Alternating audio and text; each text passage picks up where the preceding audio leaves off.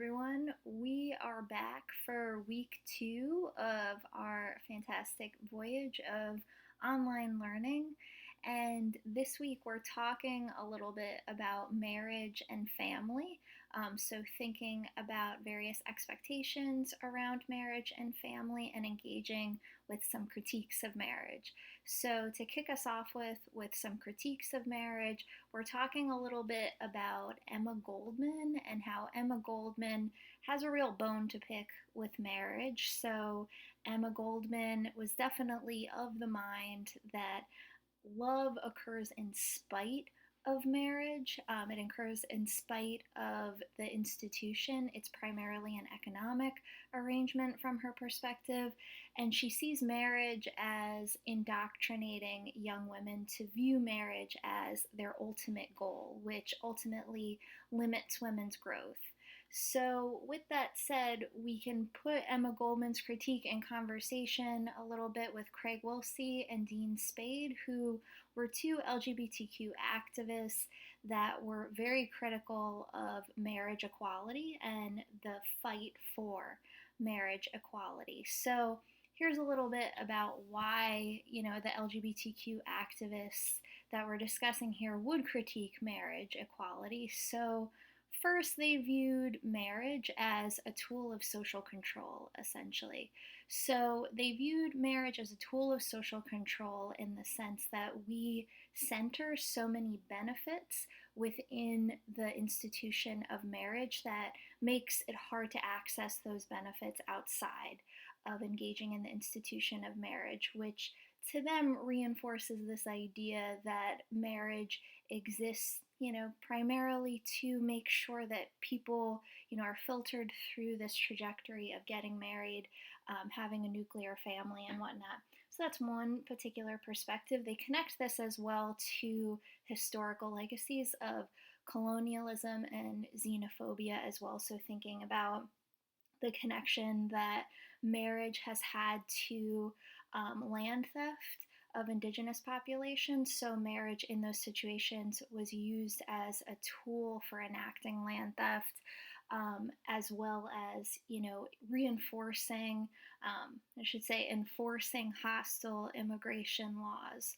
So, thinking about those various aspects of marriage does raise questions around how marriage has historically functioned in, this way as being a tool of social control. So they critique, the federal passage of, or at this point, this was a few years before the federal passage of marriage equality, but it was when this fight was really ramping up to pass marriage equality. So they're critiquing all of the time and energy that's being put into passing marriage equality because they saw the amount of time and resources that were being put into this fight as diverting attention from necessary issues such as the rates of homelessness among, vulnerable LGBTQ populations, disproportionate rates of violence among LGBTQ folks, also thinking about just generally like access to healthcare. All of these fights that, certain activists felt like were not getting the attention they deserved because everyone was so focused on just getting the right to marry.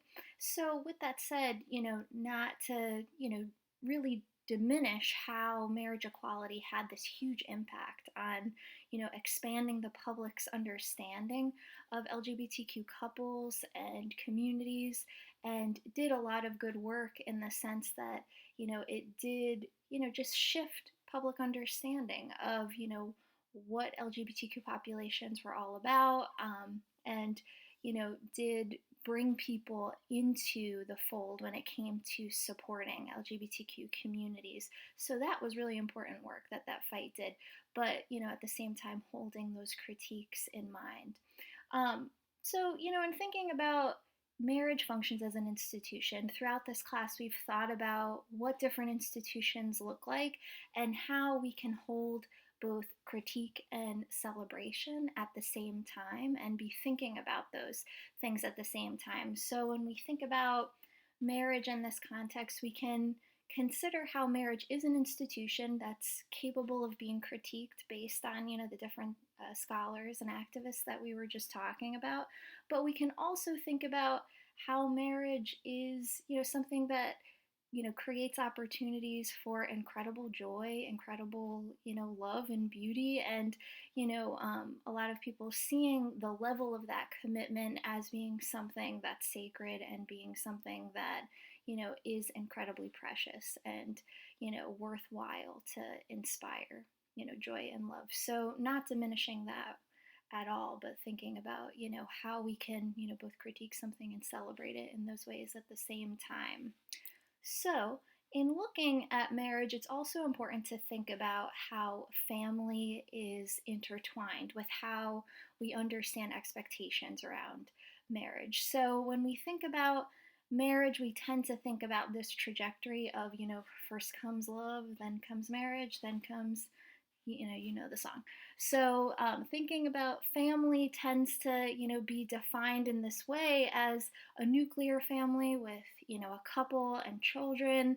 But it's important to note that we do tend to see more and more, particularly among millennials, that people are not having kids. People are defining family outside of the boundaries of a nuclear family and conceptualizing family in terms of, chosen family, where, their communities and groups of friends are offering them support for their identity and growth that maybe their biological family can. So it's important to consider how we can conceptualize family in this range of ways. So, we will talk a little bit more about these topics in the comments, and I also want to bring in some, media as per usual to think through how these, topics can be more deeply understood, and thinking about how particularly reality TV is a grounds for really showcasing how norms and expectations around romance and marriage and even family take shape.